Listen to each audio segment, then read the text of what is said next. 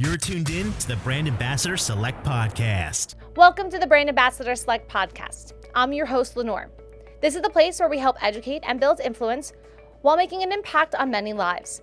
So don't forget to hit that subscribe button so you never miss an episode. And more info is at brandambassadorselect.com. So the popularity of podcasts continue to rise every single day. And if you've ever thought about starting your own podcast but have absolutely no idea where to begin, this is the place to be, because our guest today is award-winning Hall of Fame podcaster Dave Jackson. Dave was the first person to create a podcast about podcasting and was the first person to start a website to help people launch successful podcasts. He helps others find their voice and audience. Dave Jackson, welcome to the Brand Ambassador Select Podcast. Thanks for having me. I'm glad to be here.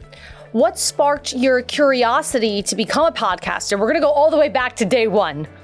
Yeah, day one was fun. This is back in 2005 for me. And so I'm going to date myself. This is when a friend of mine came back from a marketing kind of convention and said, hey, you know how you missed the MySpace boat, which I did. And he said, I just heard what the next big thing is going to be. And I'm like, great, what is it? And he goes, podcasting. And I actually Googled podcasting and I thought I broke the internet because there was 1.5 pages. That was it. And like, if you Google it now, it's like, a gazillion results.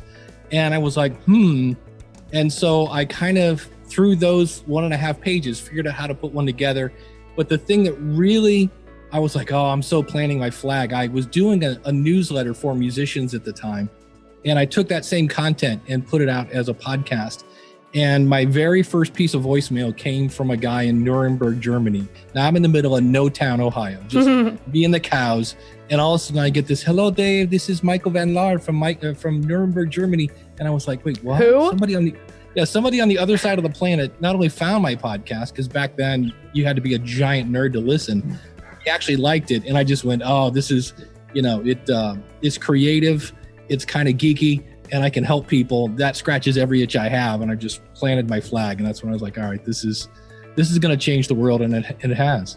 Now, your podcast is, you are extremely expanded from where you just started with, all the music and stuff. Now you're just really trying to educate others on how to start a podcast. So if I ask you the question, what is the first step on trying to produce and or start a podcast? It has to be two things. Number one, the most successful people truly know who they're talking to. You have to know who your audience is. And the second thing you have to know is why. Because I've seen people that will start a podcast and they're just interviewing other entrepreneurs because, well, that's what everybody else is doing, so I'll do that. And then I said, like, okay, so how's your podcast going? And he said, yeah, it's not really driving any content to my wife's real estate business. And I go, so why are we interviewing entrepreneurs? And it was like, well, that's what he's doing. And I said, no, let's do a hyper local show. Let's talk about all the confusing things about buying and selling a house, because that's the people that would listen to that podcast are the people that are going to buy and sell their house. So you really have to know who you're talking to and why. And if your why is, I don't know, sounds fun, don't do it. If your why is, I want to quit my job in 6 weeks, don't do it. That's just not going to work. But those are the two biggies I always tell people. Let's start there. How important is your branding when at the beginning of your podcast and even every other time as you go forward?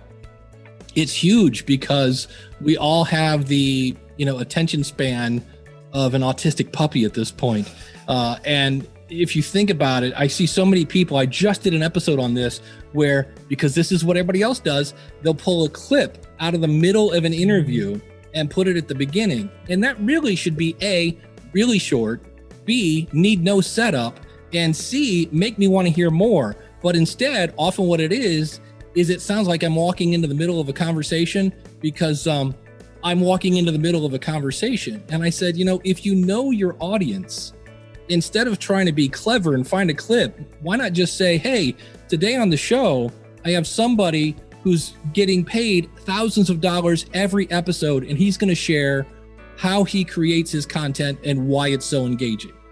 That would make me want to listen a whole lot more than a clip of Adam Curry from the No Agenda show going, I don't know, I think, blah, blah, blah, blah, blah. I'm like, So it's really, really important. And so many people don't introduce the show. So I don't know if this is the show for me. They don't introduce the episode. And my favorite is if you have the round table and they go, hey, and joining me is, George. And George is like, hey, and then Susie, oh, where's my orange crush? And everybody's got all these inside jokes. And I'm like, this is your first 3 minutes. And nobody gets on a bus if they don't know where it's going. And your audience is completely just confused. So yeah, get your branding, get it focused, and explain how they're going to benefit, and people stick around. And not even that with like the first couple minutes, like the whole time, sometimes individuals don't stay on track or stay on topic. So what is some of your advice for those people? What I do is if I'm doing an interview, well, first of all, know what you're going to talk about. So there are times my record, I believe, is 4, because I'm like, well, I'm Mr. Joe Podcaster. I know what I'm doing. It's all up here in my noggin, and I hit record, and all of a sudden I'm on tangent number 1 and tangent number 2. And so I recorded no tangents this time. And finally, after the 3rd time, I was like, how about we write down some bullet points? Because sometimes if you're like me, I'm a little ADD, you got to stay focused. And so if it's an interview show, I always write out some questions, and I kind of call that almost like my roadmap. But the biggest thing is the first question, I get them going right to the meat and potatoes. I don't really want to know your story. Why? Because I don't care. Why? Because you haven't delivered any value yet. Now, once you deliver value, and I'm like, holy cow, I can't wait to try that. Now I want to go back to your backstory and go, where did this guy come from? Where did she come from that she has all this great information? So I think that's part of it. But the other beautiful thing is it's not live radio. You can edit it out all you want. When I do interviews, I am horrible at engaging my mouth before I figured out what I'm going to ask. So a typical question from Dave Jackson will be like, so what you're saying is like the thing, when did you know you wanted to do that? So all that, I edit it out. I sound brilliant when I'm done, but the live recording is horrendous. So that's the beautiful thing. I know some people like, oh, I want to keep it real. I don't do any editing. And I'm like, so let me get this straight. There's book editing, television show editing, movie editors, newspaper editors, magazine editors, but everything out of your mouth is absolutely perfect and cannot be improved at all. So I'm a big fan of editing. I like to sound as good as I can get. And you even just basically sounded like do your homework. Like, just don't just pop the camera up or pop the mic up and just say, okay, well, today I'm going to talk about insert topic. And then that's where all the rambling goes on. And then you have an hour's worth of audio that are going to cut down to 20 minutes because you didn't get your point across at the beginning. Absolutely. You've got to know, again, it goes back to who am I talking to? Because let's say I'm doing a show about guitars. And if I just do a show about, hey, let's just talk about guitars because guitars are fun. They got 6 strings and I play one. Great. But can you see if I'm doing a show for the person that's just starting out is going to be completely different than the one where I'm showing you how to shred your face off. Those are 2 different audiences. And if you try to be everything to everybody, the key of podcasting a lot of times is to know, again, who your audience is, kind of niche down to that. And I had a client of mine that she had a son who was pretty high on the autism spectrum, but she loved Disney. So she did a show called Special Mouse. It was all about taking people with special needs to Disney. She never had a gazillion downloads. In fact, it was okay numbers, but nothing like you would need for an average sponsor. But what she did find was a person in Florida who specialized in, you guessed it, transporting people with special needs. So she had that guy's target audience, and that guy became a sponsor. So by having a clear idea of who you're talking to, you can stay focused on that. I think about it all the time. If I'm coming up with a topic and I'm like, okay, is Ken Blanchard going to like this? Okay, what about Kim Craggy? Because I know some of my listeners, and I can kind of go through and kind of check off, yep. And I realized that there's always going to be one person that's going to maybe not enjoy it as much of everybody else, but I kind of go through the checklist and say, yeah, this is going to work. So when a business or a corporation wants to create a podcast, what are the top 3 reasons why they should? Because as you said, you can reach your audience, you can, eventually create some revenue in there, and if you do all of your homework. Yeah, the biggest thing is customer loyalty. Like Trader Joe's does a podcast, and it's not about like fruits and vegetables because they're all about, being energy efficient and things like that.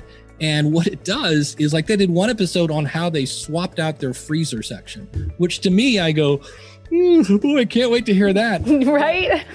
But to the target audience that's like, yes, it's going to be more energy efficient, and they're putting their money where their mouth is. John Deere does a podcast, and they did a couple episodes, and it turns out that farmers are committing suicide almost as much as like military people because they're getting squeezed by these giant corporations. And so they did a whole thing on like mental, I don't know, strength, I guess, or just the mental game of farming. It's not all about tractors because healthy farmers buy tractors. But if you commit suicide, you're not buying any tractors. So it's all about how to run a successful farm all the time, you know, brought to you by your friends at John Deere. So it doesn't have to be a giant commercial.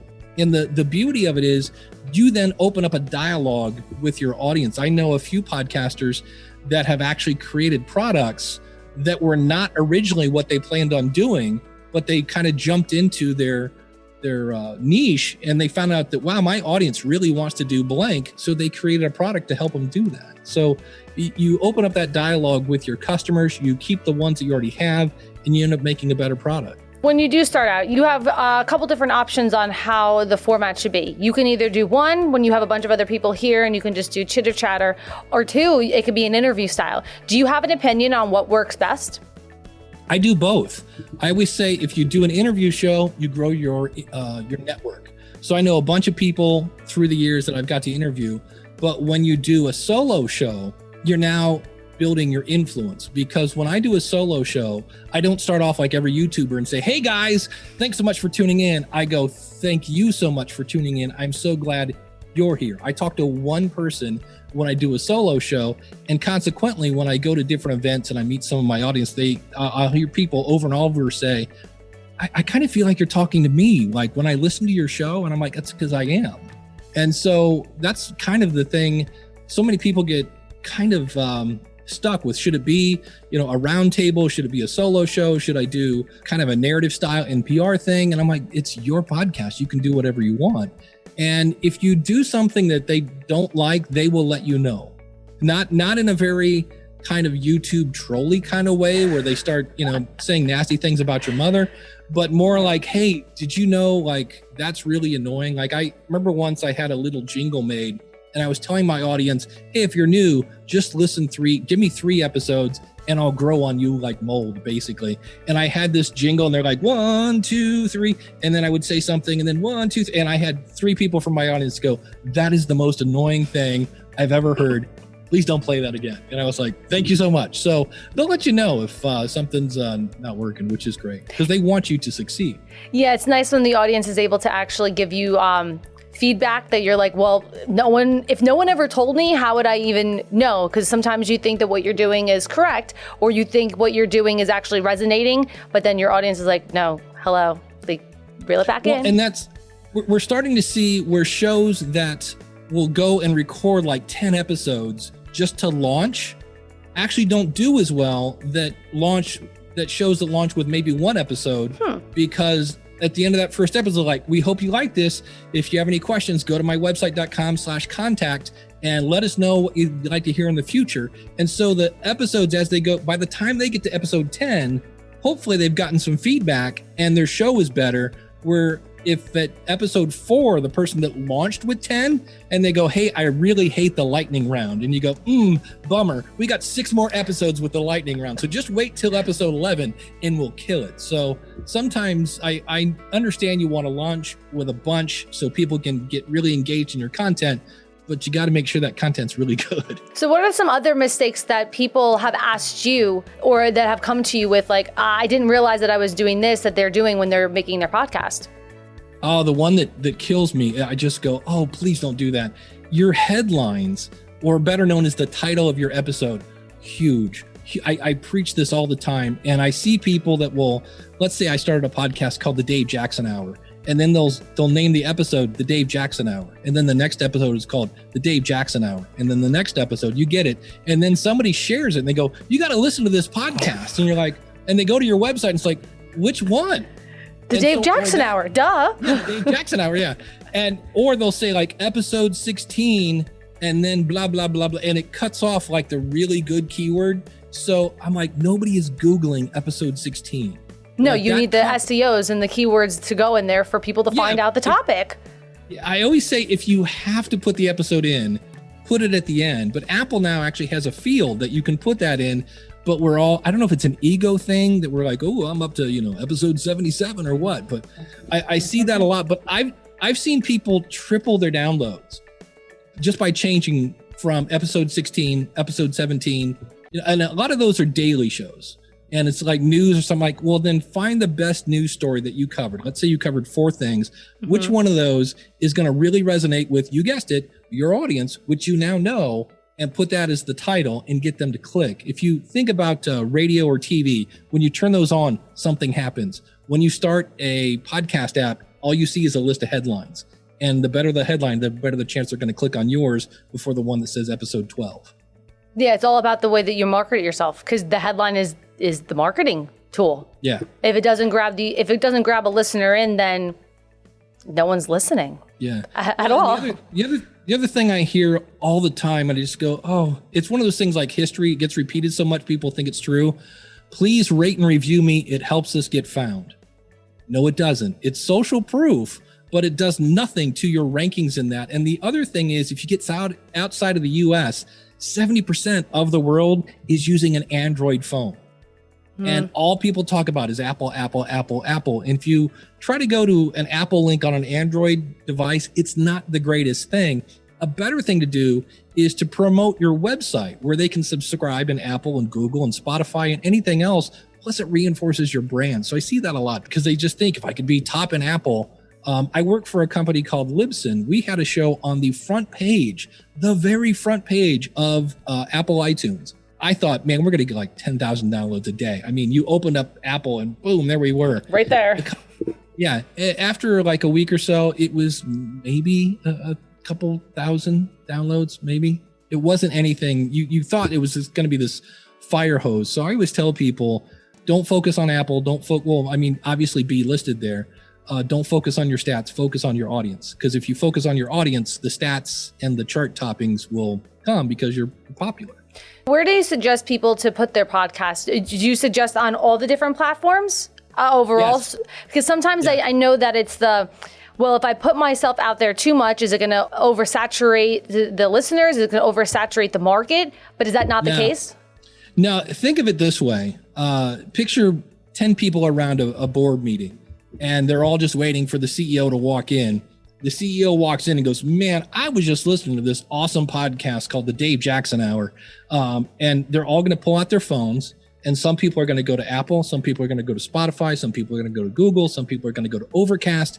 But they're all going to, so you want to be there. You don't want to go, oh, I don't know. I use Stitcher. I can't, what's it called? How do you spell Jackson?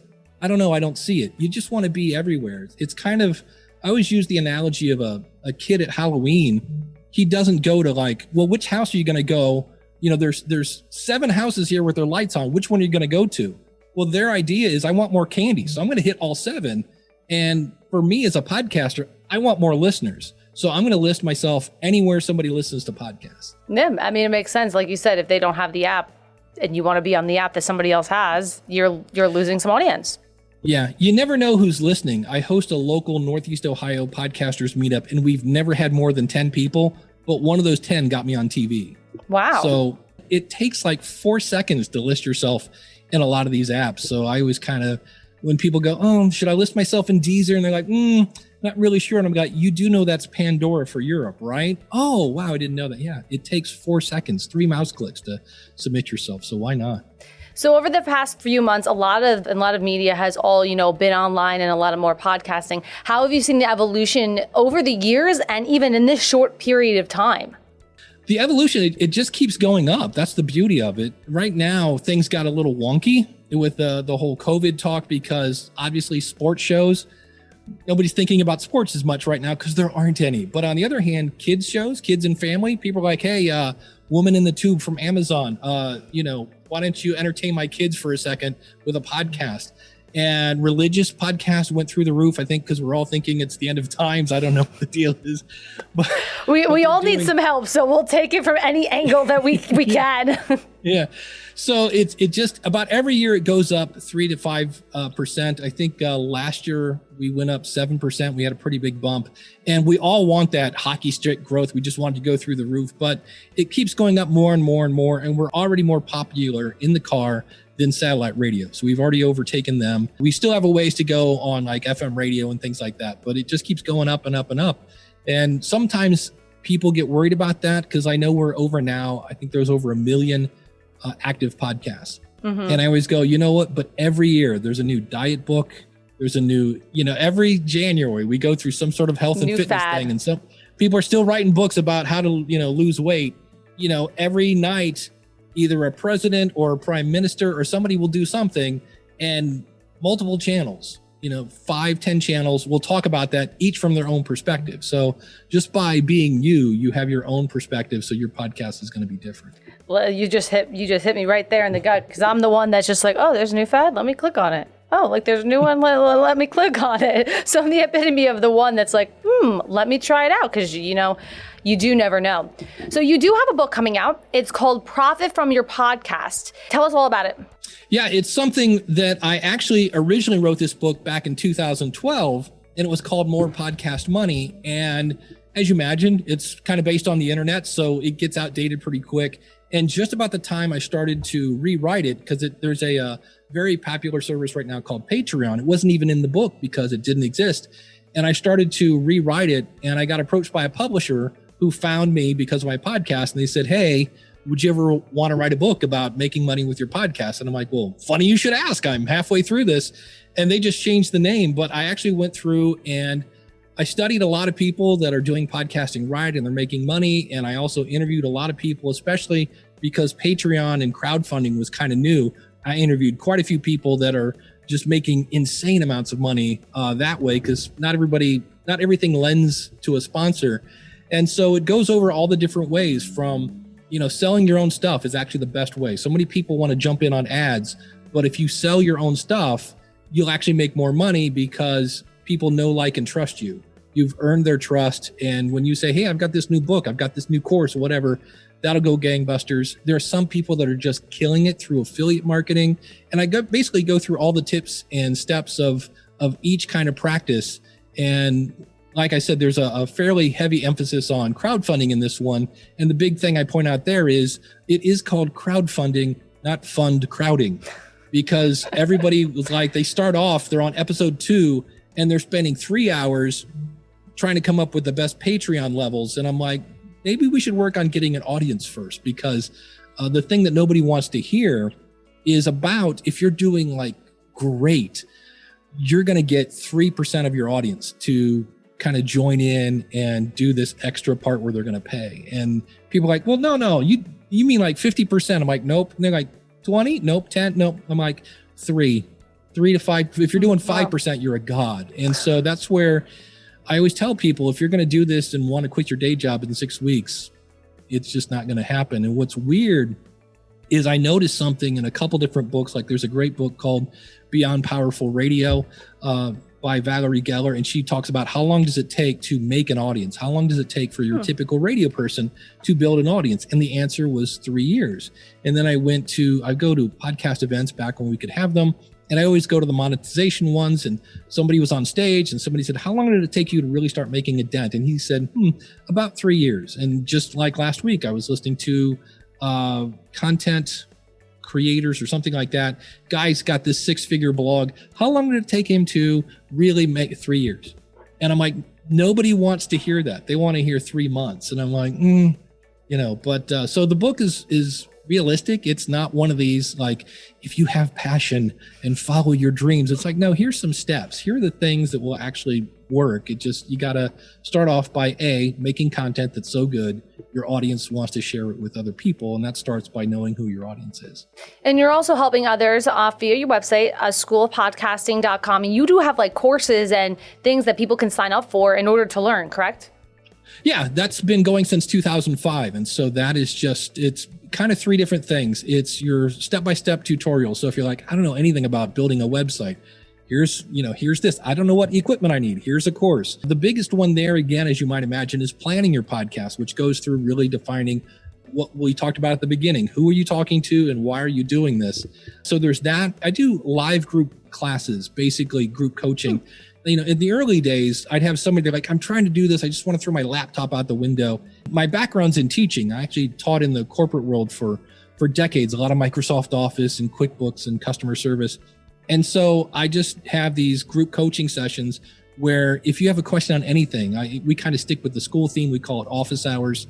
So we do that. And then I have a private Facebook group. So you can kind of network. I'm just getting ready to launch a new podcast. So I put up like, hey, here's 3 different versions of my artwork. Which one do you like? And we kind of all chime in like, oh, here's a cool story about podcasting. And one of my members just got featured in some magazine in London, which is really cool. So wow. Yeah, it's a really great network. So between the courses, the coaching, and the community, it's a really cool place. I love the fact that you use the community, because as much as people can like network and be a group, a community makes me feel like it's more social and more compassionate, and people actually kind of care and want to be there to help one another. Oh, absolutely. It's not a case of if I share my secret, like they're going to use it. We're all very much from a mentality of abundance. It's like, no, this worked for me. Here, do this. There's a friend of mine, his name is Glenn Hebert. He does the Horse Radio Network, and he had a really great strategy. I talk about him in the book, where he went to the biggest horse convention or whatever it is and said, hey, I want to be the official podcast of this event. All I need is a booth. Like, I will get myself there. I'll pay for my hotel. I just got to be there. So they're like, okay.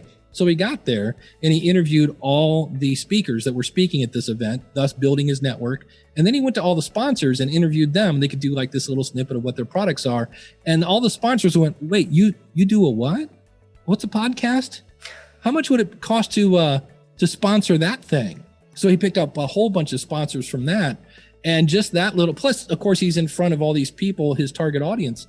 And so I've had a few members that we just call it, I Glenn the Geeked it.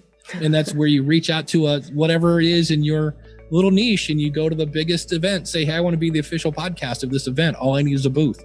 So it's all sorts of strategies and things like that we share. And nobody's like, oh, well, I don't want them to be more popular than me. And even if it was a podcast about podcasting, some of my best friends are my competition, because if this was radio and we were all on Monday through Friday at 7:30, then they'd be my competition. But you can listen to me on Monday. You can listen to Daniel J. Lewis from the Audacity to Podcast on Tuesday. You can listen to Ray Ortega on Wednesday, et cetera, et cetera. So I've never really bought into competition in podcasting.